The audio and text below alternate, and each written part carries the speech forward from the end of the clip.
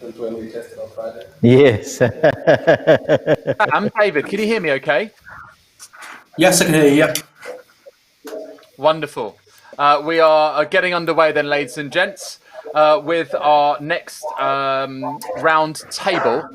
So let's just very briefly talk about just a little bit of housekeeping for everyone just as we start this next session. We're kind of at the halfway point here, guys.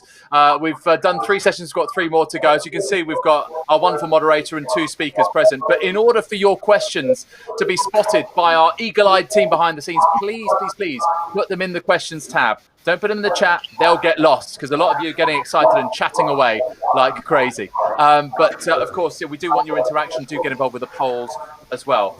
Right. So the essence of football, really, at its very base, is to enjoy it live in a convivial atmosphere, safely with our fellow fans. But right now, in leagues where the season is back on, stadia are operating without spectators, of course, biosecure environments, if you like, for players, staff, referees, media. And as we continue to wait for a vaccine, talks continue to decide when fans will be welcomed inside grounds. And of course, that means a whole host of adaptations need to be considered to adequately deal with the new normal and to future-proof stadia. So what can we do with our stadia to make them a more sort of safe, welcoming, interactive experience? Safety, of course, is paramount, first and foremost. What tools can we use, such as things like, I don't know, crowd simulation or artificial intelligence to integrate social distancing, which appears is going to be here for some time to come? How can we adapt venues to provide greater options for broadcast and media companies, because events are likely to be behind closed doors for a while? Virtual, augmented reality, do they have much of a role to play?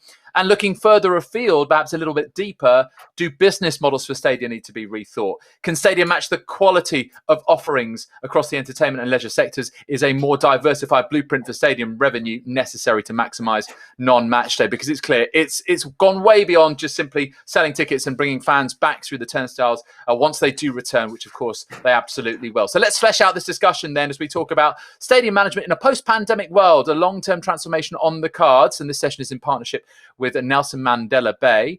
So 2 speakers to introduce to you. They are Principal Architect of Grimshaw UK, Madalena Canarsa, and the CEO of the Mandela Bay Development Agency, Ashraf Adam, and your moderator, the editor of Mondo Stadium Magazine, Sam Hughes. Sam, over to you. Thanks very much, David. Cheers. So first of all, Ashraf, just coming to you, can you give us a little bit of insight into the disruption caused for Nelson Mandela Bay Stadium, and what kind of things have you implemented initially to manage the situation?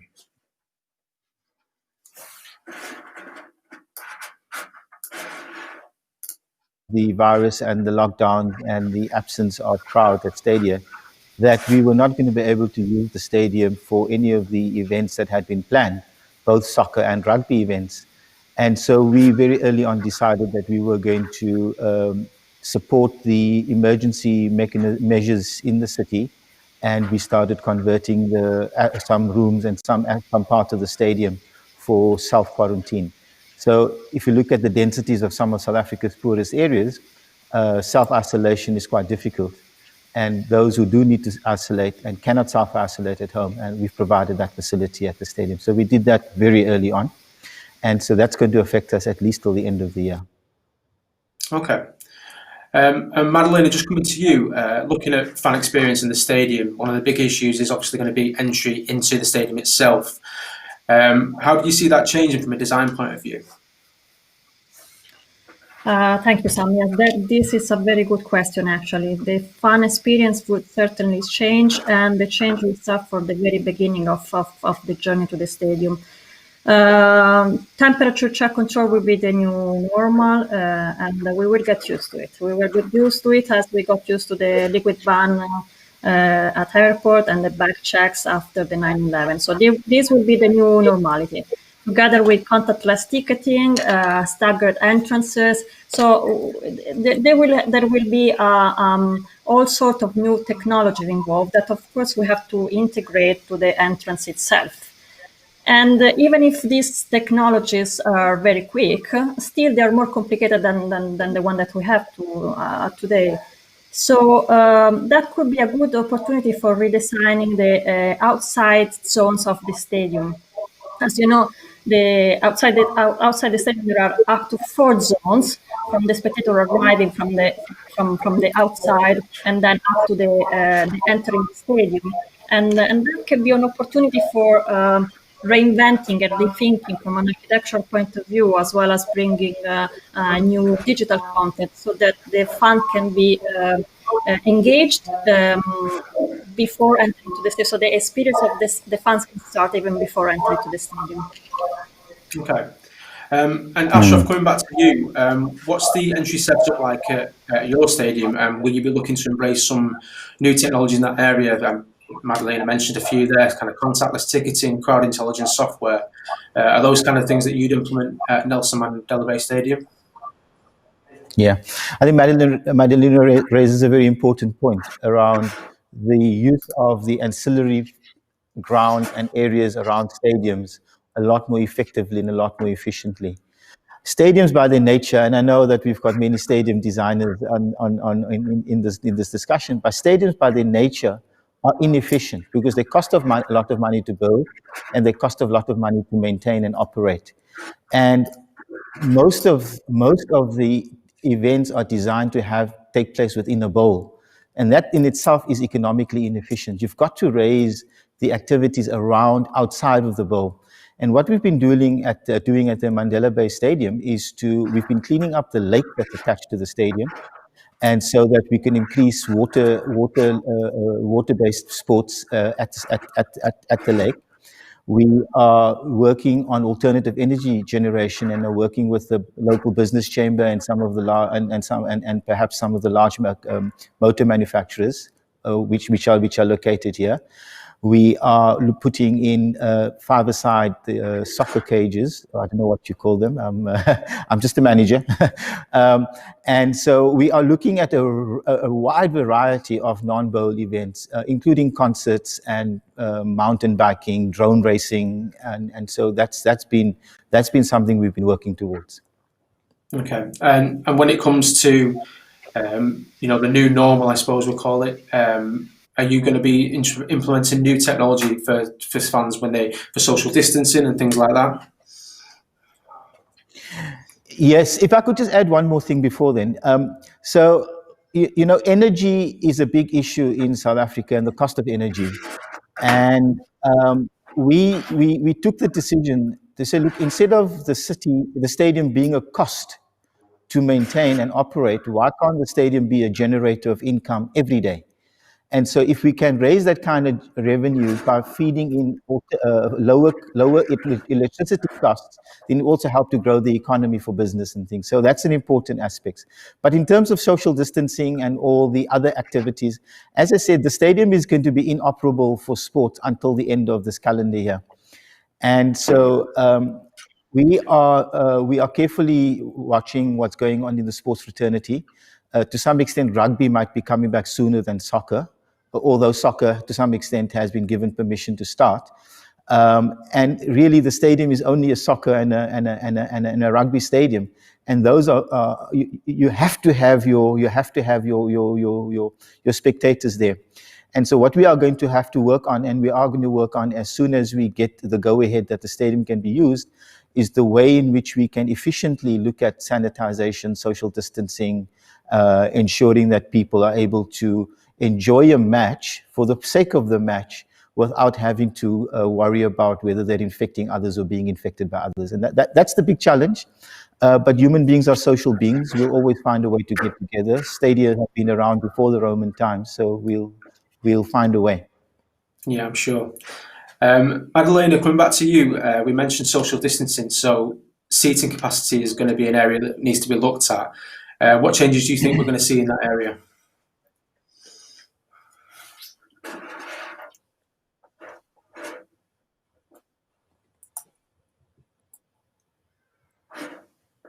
In this period, so I would say that there are going to be temporary changes, like blocking some seatings in order to allow the social distances, introducing partition screens, of course, making sure that they are not going to obstruct the sidelines of the spectators. It's very difficult to think about a permanent change of the seating wall design, As the board design is a very complicated business, it follows a series of strict rules, and every change will have a negative cascading effect to the spectator sightlines, to the total capacity of the board, to the distances from the vomitories and entrances. So I guess we don't have an answer yet. Probably one thing that I can think now is in future stadium when it's going to be possible, depending of the dimension of the stadium, of course, is trying to implementing the number of the sky boxes. As the sky boxes or corporate boxes, VIP boxes, whatever we want to call them, are enclosed rooms, enclosed areas that allow a limited number of people. So the tracking and tracing procedure is going to be easier, and also they can allow groups or families. So maybe implementing that. Yeah. So you think maybe they'll increase these boxes and these kind of areas a little bit more, rather than having a big stand full of fans for the foreseeable future? And so, Ashraf, just coming to you as well for that on that topic. Reduced capacity is obviously going to be a concern economically for stadiums. What kind of impact is that having at your stadium as well as the wider area as well? Oh no, well, at an operational level, the impact has been devastating. Income has been zero. Expenditure has been significant because we've prepared the place for COVID.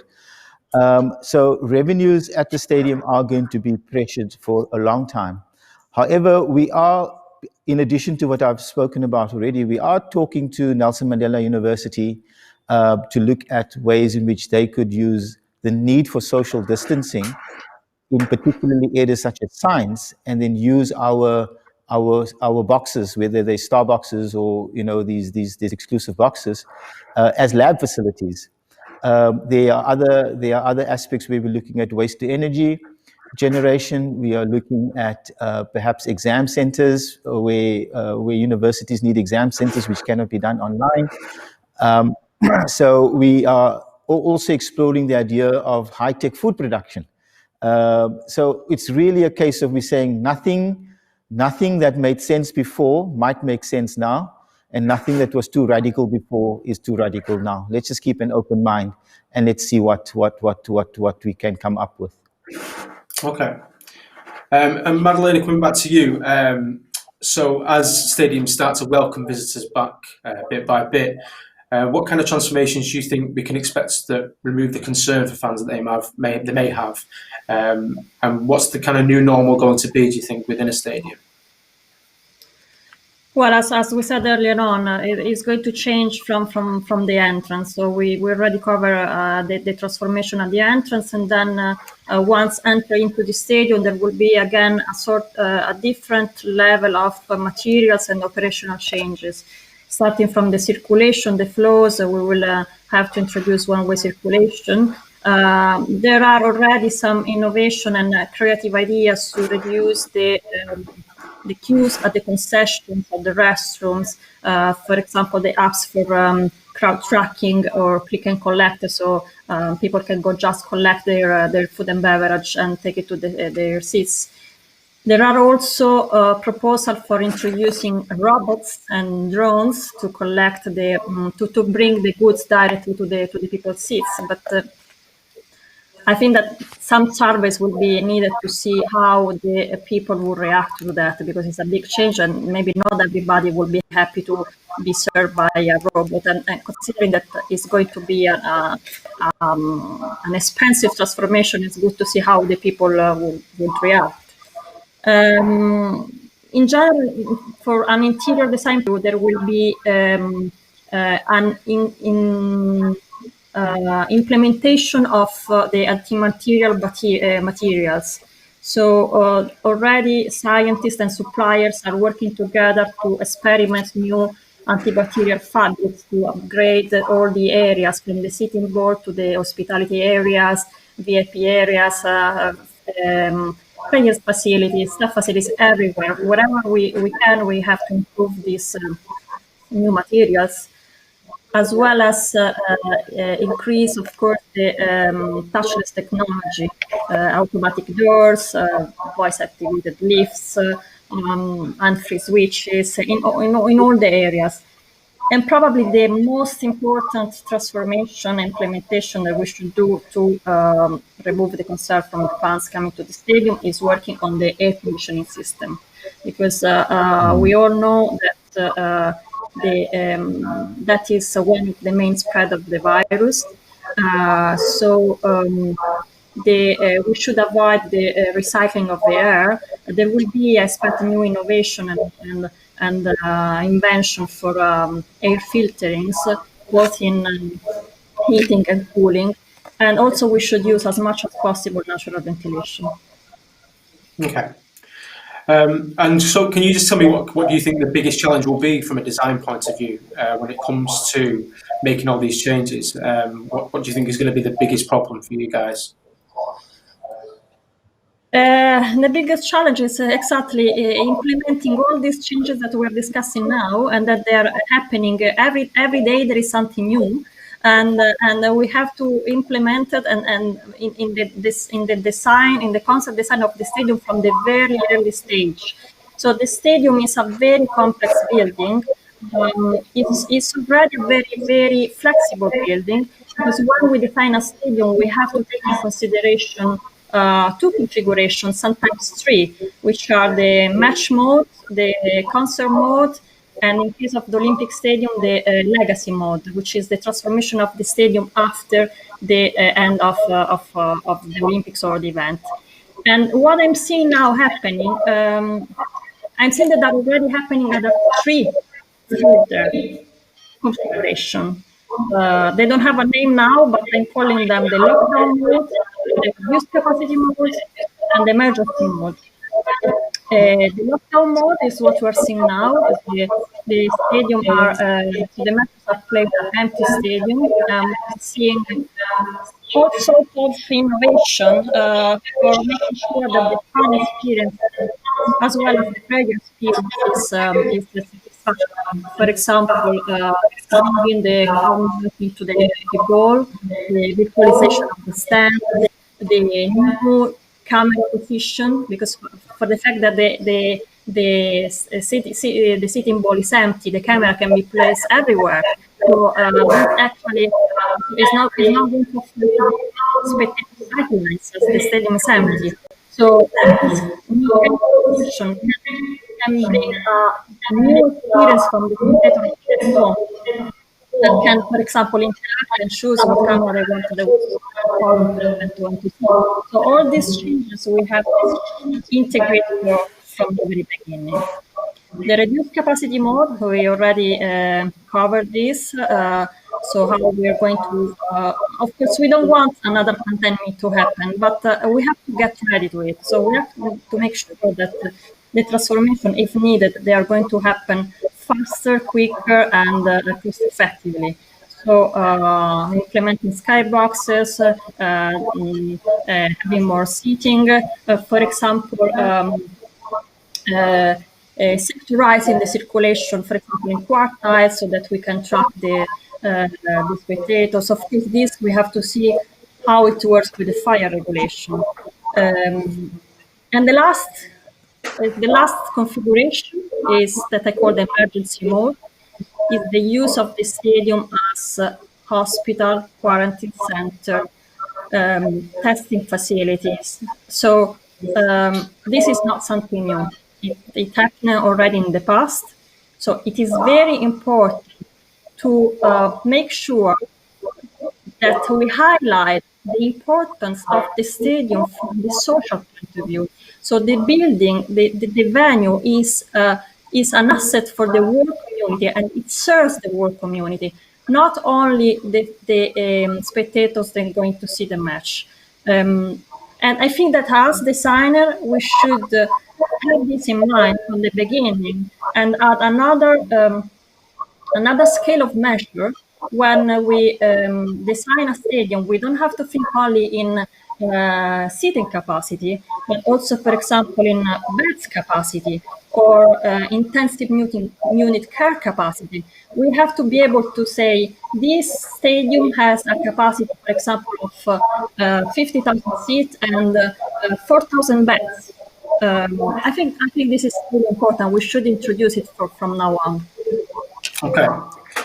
And Ashraf, there's plenty of areas within stadiums that can be altered to make the facilities safer. We've kind of touched on a few here of contactless payments and barriers and hand sanitation areas and so on. What kind of things are you working on at your stadium, and how are these things working so far if you've already implemented them? Well, as I said, it's too early for us because the stadium is inoperable for any sports facilities or anything other than the quarantine facility it is now being used for. And when we do reopen next year, we'll of course put all the mechanisms in place. I did want to comment on Madeleine's point though about the. Can somebody hear me?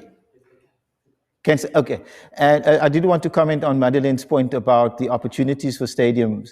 I think that if you look at the structure of stadiums, there is no flexibility built in.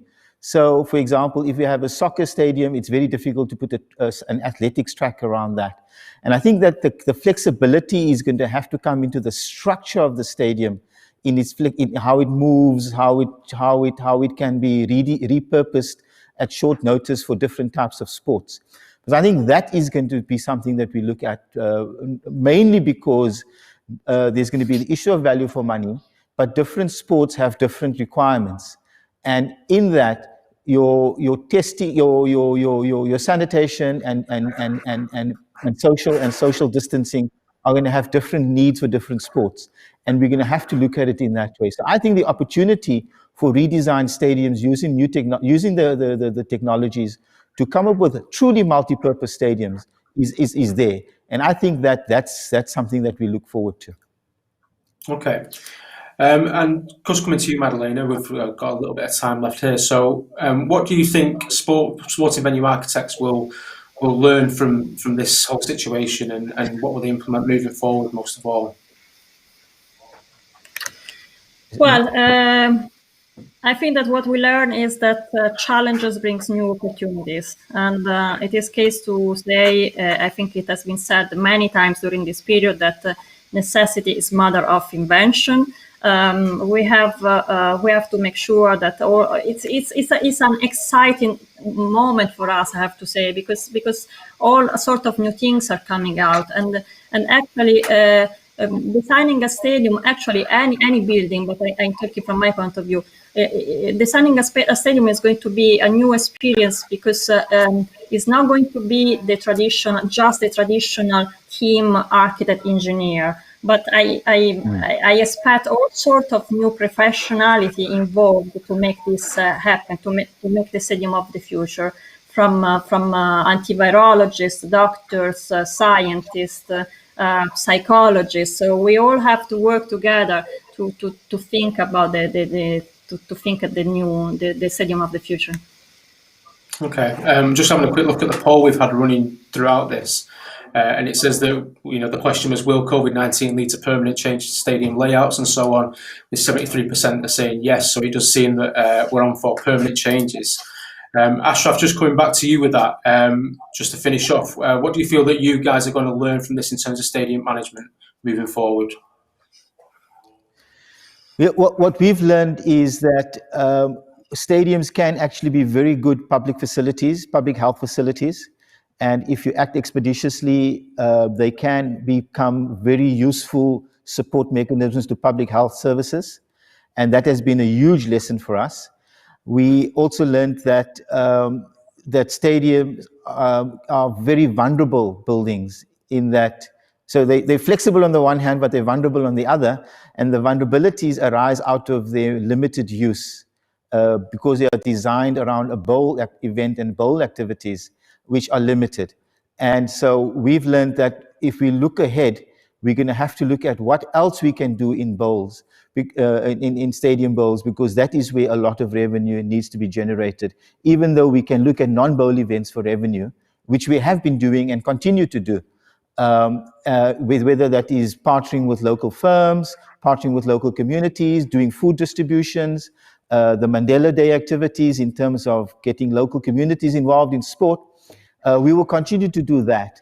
But I think the opportunities are for stadiums to be other than simply soccer or rugby facilities and things like that.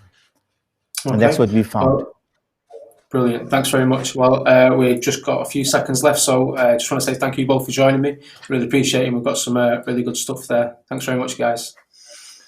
Wow, Thank Sam. you. Absolutely brilliant. Thank you very much. Sam, listen, I'm guessing you're based in the UK like I am. I can tell from your accent, yeah. You may well be in the north of England. If you were on Sky Sports News right now, you would not have crashed into adverts for your golfing holiday or telling you and asking you if you'd been involved in an accident that wasn't your fault, because you were absolutely bang on the money there.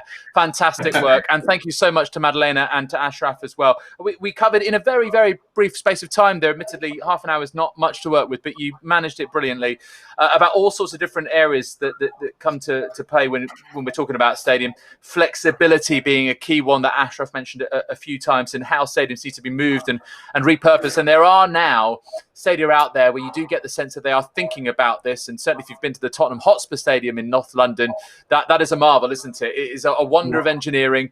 The Wanda Metropolitano, actually, speaking of wonders, isn't too bad itself. And I like Madalena's point about necessity being the mother of invention. Yes, this is an opportunity. It's a word that we've seen crop up a lot during this WFS Live powered by Ronaldo. And again, the personnel change that there might be in terms of just who you need to construct a stadium, not just an architect and an engineer, but all of those other roles that need to be reflected because of the times that we're in, and plenty more really, really important take-homes besides. So we really appreciate your input, guys. Thank you so much, and hopefully we'll see you again soon at another of our WFS Live events.